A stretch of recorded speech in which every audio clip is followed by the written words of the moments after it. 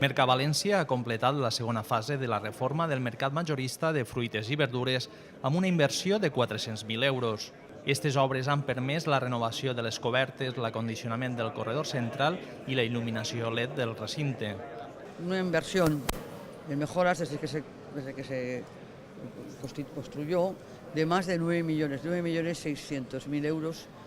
En la última reforma importante que se hizo, más en lo que han hecho los propios asentadores. El mercat de la fruita i la verdura, a més de ser el més gran de Mercavalència, ho és també de tota la comunitat.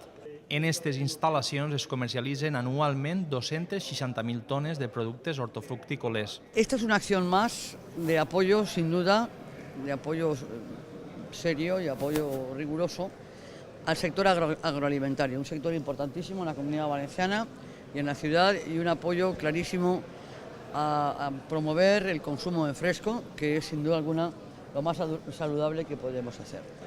Barberà ha destacat el compromís de l'equip de govern amb els mercats majoristes i municipals i ha recordat que en la darrera dècada s'han invertit un total de 82 milions d'euros.